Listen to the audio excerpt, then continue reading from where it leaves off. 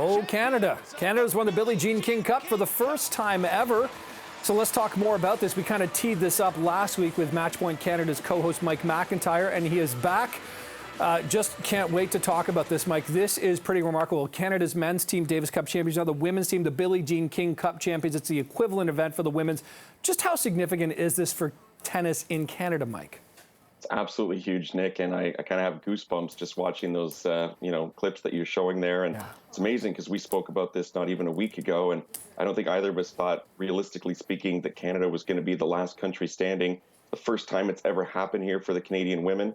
We're simultaneously world champions in men's tennis as well.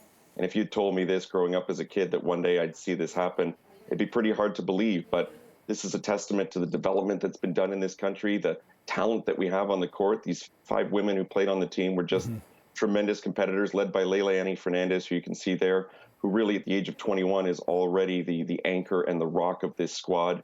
And for them to take out teams like the Czech Republic, who were 11-time world champions, is just incredible stuff. And with the roster that they assembled, including an 18-year-old who really came out of nowhere in Marina Stakusic, it's pretty special stuff for Canadian tennis, and we should be very proud of ourselves right now. Yeah, we really should. Again, this is a reality I never would have thought possible growing up as a tennis player and fan as well, Mike. So this is something huge. Let's talk about Leylah specifically, because she did not have the greatest individual season this year. In fact, I think it's fair to call it disappointing. But she's come alive in this team event.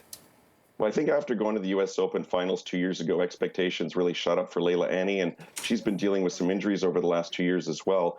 But really in the late stages of the season, she won a title in Hong Kong. She's been playing her best tennis again, shooting up into the rankings and showing that top 20, potential that we've seen from her in the past.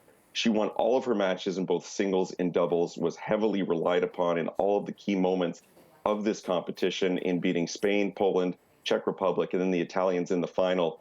And it's hard to believe she's only 21 years old because she carries herself with so much composure, as if she's been a seasoned veteran. And to add this to her resume already at such a young age, super impressive. Yeah, and Mike, I know on Matchpoint Canada, you've spoken to a lot of the members of this team. Let's talk about the Mississauga native, who was kind of the dark horse here. I don't think anybody really saw her bringing it like she did over the weekend. But what can you say about her and how focused and how much of a key asset she was to the team? Well, credit to team captain Heidi Altabak, who clearly saw something in the 18-year-old Stakusic that maybe many people didn't see. And I saw her capture the Tevlin Challenger here in Toronto a couple of weeks ago. And for those who aren't familiar with tennis, that's like the minor leagues of tennis. And here she is competing against top 50, top 100 players on the women's professional tour. So maybe it kind of worked to her advantage that her opponents didn't know her game very well. I think that was a nice strategy employed by the team captain again in putting her into this role. But she handled the pressure, she handled the moment. And she showed us that Canada's got another incredible tennis player coming up through the pipeline right now. Yeah, it's great to see. And of course, a lot of the accolades for Canadian tennis being where it is not only belong with Milos Raonic, but also Jeannie Bouchard. Right, they were kind of the leaders of this new generation of talent. Jeannie was on court at least playing some doubles over the weekend. Nice to see Jeannie bringing it back too. Yeah, someone who put Canadian tennis on the map, like you said. Her and Milos, both Wimbledon singles finalists earlier in their careers.